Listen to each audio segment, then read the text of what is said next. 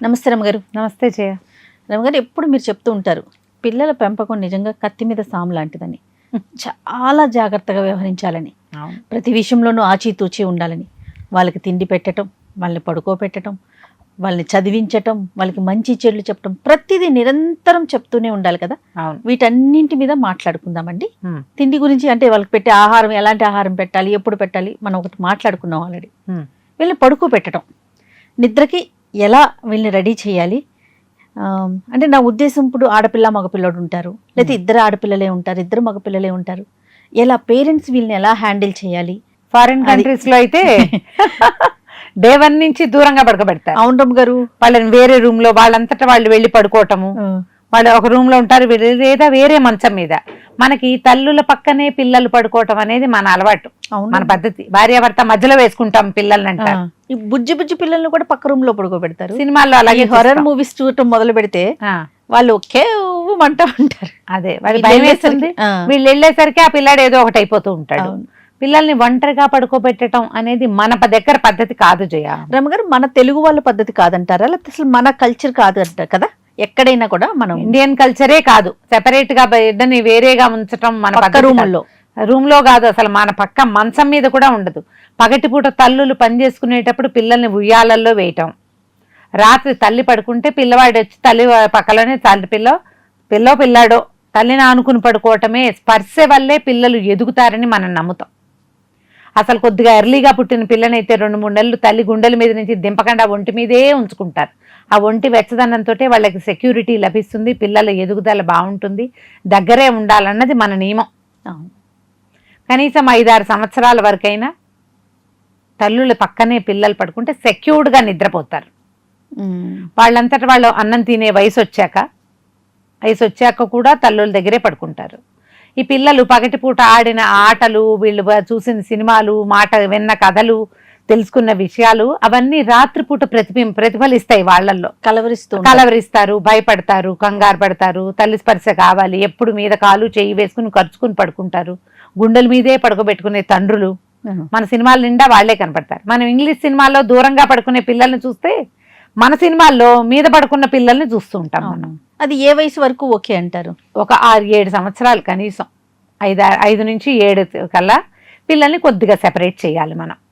వాళ్ళంతట వాళ్ళు పడుకోవాలి, వాళ్ళంతట వాళ్ళు లేవాలి కూడా.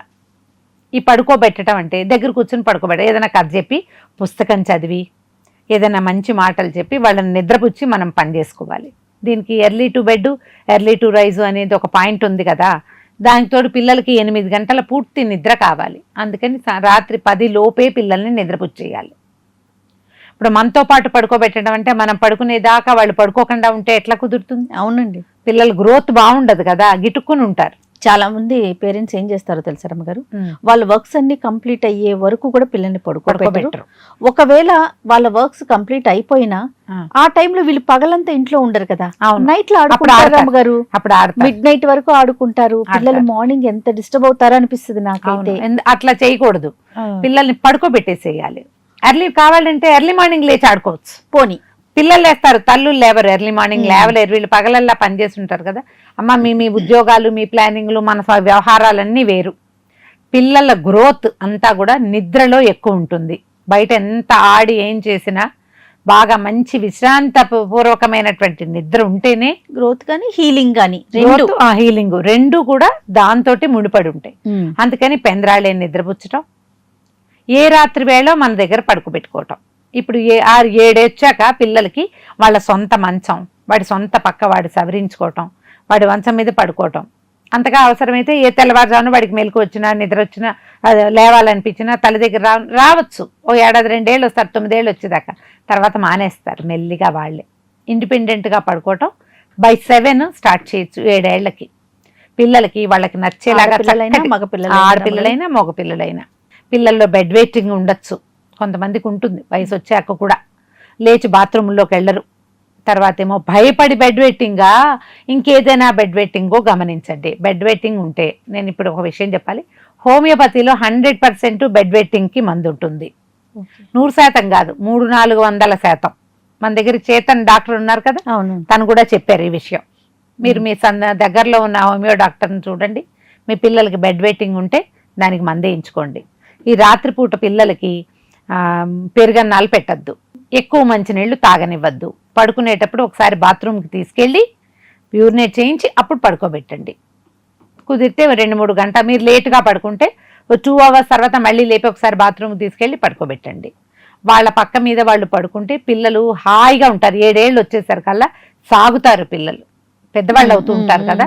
మెల్లిగా వాళ్ళంతటా వాళ్ళు పడుకోవటం, వాళ్ళ కంఫర్ట్, వాళ్ళ జోన్లోకి వెళ్ళటం మెల్లిగా తెలుస్తుంది. 7+ అవగానే ఇంకా సెపరేట్ చేయాలి.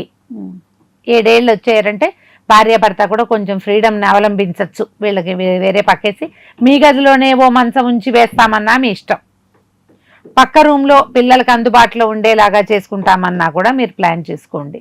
దూరంగా పెట్టద్దు. పిల్లాడు పిలిస్తే మీకు వినపడాలి, అట్లా ఉంచుకోండి. క్రమంగా కొంచెం 10-11 వచ్చేసరికల్లా వాళ్ళు ఆన్ దేర్ ఓన్ పడుకుంటారు, ఆన్ దేర్ ఓన్ లేస్తారు. కానీ ఇలాంటిది అలవాటు చేయటమే మంచిది. కొంతమంది అయితే అసలు 4 ఏళ్ళకే, మరీ 4 ఏళ్ళు పసిగుడ్లు, 4 ఏళ్ల పిల్లలకి ఏం తెలుస్తుందమ్మా. 7 ఏళ్ళు వచ్చేసరికల్లా వాడికి తన సామాన్లు, తన వస్తువులు, తన ఓనర్షిప్ అవన్నీ వచ్చేస్తాయి పిల్లలకి. అన్నీ రాలేదు, కొన్ని వచ్చినాయి అంటే వీటిని ఇన్కల్కేట్ చేయండి. మిగిలిన వాటిని సర్దండి వాళ్ళ దాంట్లోకి. వాళ్ళ బట్టల ర్యాకులు, వాళ్ళ పుస్తకాల ర్యాకులు, వాళ్ళ పుస్తకాల బ్యాగులు, వాళ్ళది సొంత ఛాయిస్. వాటితో పాటు ఈ పడుకునే ఛాయిస్ కూడా వాళ్ళదే. పిల్లలు మిమ్మల్ని వదిలిపెట్టకుండా ఉంటే కొన్ని గంటలు వాళ్ళతో పడుకొని కాసేపు ఉండి పిల్లలు నిద్రపోయాక మీ దారిని మీరు విడిగా కూడా పడుకోవచ్చు. ఇది అలవాటు చేయటమే మంచిది. రేపొద్దున 10-12 ఏళ్ళకి మీరు ఏ హాస్టల్లో పెట్టాలనుకున్నా ఆ ఒంటరితనాన్ని, ఆ సెపరేషన్ని పిల్లలు తట్టుకోలేకపోవచ్చు. పెడతారో పెట్టరో, అయినా కూడా ఇది అలవాటు చేస్తే మంచిది. 7 ఏళ్ళు వచ్చినాయంటే ఆల్రెడీ ఒక పై సిబ్లింగో కింద సిబ్లింగో గ్యారంటీగా ఉంటారు కదా. ఆల్రెడీ పెద్ద పిల్లలుంటే వాళ్ళతో కలిసి పడుకుంటారు. ఇంకొంచెం పెద్దవాళ్ళు అయ్యాక ఈ పిల్లల్ని కూడా సెపరేట్ చేయాలి. ఇంకో కొంచెం వయసు వచ్చాక, పిల్లల్లో ప్యూబర్టీ వచ్చాక ఆడపిల్లల్ని కానీ మగ పిల్లల్ని కానీ, ఒక పిల్లవాడిని కానీ కలిపి పడుకోబెట్టడం అంత మంచిది కాదు. ఎవరి బెడ్ వాళ్ళకు ఉంచండి. ఒకే మంచం మీద కాకుండా బెడ్స్ సెపరేట్ చేయటం మంచిది. పిల్లల్ని అబ్జర్వ్ చేసుకుంటూ ఉండాలి. కాలం సరైంది కాదు కదా మన కర్మానికి, కొంచెం జాగ్రత్తగా ఉండటమే మంచిది. ఇంకొద్దిగా పెద్దవాళ్ళు అయ్యాక మీకు కూడా అంత విడిగా పడుకునే ఇది లేకపోతే కనుక పిల్లల్ని పంచుకోండి. పేరెంట్స్ ఇద్దరు, ఆడపిల్లని తల్లి, మగపిల్లవాడిని తండ్రి పంచుకోవచ్చు. అప్పుడు కూడా బెడ్స్ సెపరేట్గా ఉండటం ఎప్పుడు మంచిది. ఏ పరిస్థితిలో అయినా పక్కలు వేరేగానే ఉండాలి. ఈ కాలాన్ని బట్టి ఈ ప్లాన్. రైట్. పూర్వం ఏం చేశారు అంటే అసలు పూర్వాలు ఈ బెడ్రూమ్లు వ్యవహారాలు లేవు. పిల్లలంతా పోచోట వాళ్ళు 5, 6, 3, 4 ఉండేవాళ్ళు. ఇప్పుడు పరిస్థితి అది కాదు కదా, కాలం మారింది కదా. ఈ కాలానుగుణంగా ఇది మీరు ఎవరిదైనా డాక్టర్ సలహా తీసుకుంటాము, చైల్డ్ సైకాలజిస్ట్ సలహా తీసుకుంటాము, ధారాళంగా తీసుకోండి, దానికి ఏం అభ్యంతరం లేదు. మనం మాట్లాడుకోవాలి అంతే, ఏం చెయ్యొచ్చు అని. మీ అవగాహన ఏంటంటే మీరు ఒళ్ళు మర్చిపోకూడదమ్మా ఎప్పుడు కూడా. పేరెంట్స్ పిల్లలకి 7-8 సంవత్సరాలు వచ్చినాయంటే మీరు చాలా అటెంటివ్గా ఉండాలి. అన్ని విషయాల్లోనూ శ్రద్ధ వహించాలి. ఏదో రడ్డగొట్టుడు వ్యవహారంగా ఉండకూడదు. ఏ రోజున ఏ స్కైలాబ్ మన నెత్తి మీద పడుతుందో మనకు తెలియదు. ఎంత కేర్ఫుల్గా, ఎంత అటెంటివ్గా ఉంటే మీకు అంత మంచిది. ఆలోచించి ప్లాన్ చేసుకోండి. తప్పకుండా. నమస్తే. నమస్తే. And for more videos, Please subscribe to iDream. Please subscribe to iDream. Please subscribe iDream. And please subscribe to iDream. For more videos, subscribe to iDream. please like, share and subscribe to the channel. Congratulations, iDream. Subscribe to iDream. Subscribe to iDream. So subscribe to iDream Media. iDream team andarki huge congratulations. Please subscribe iDream Media. Please subscribe to iDream. Subscribe iDream. Please. Dream అంటే నా కళల ఛానల్ను subscribe చేసుకున్న నోరు తిరుగుతలేదు, మీరైతే గంట గుర్తు కొట్టండి. For more such videos, please subscribe to iDream.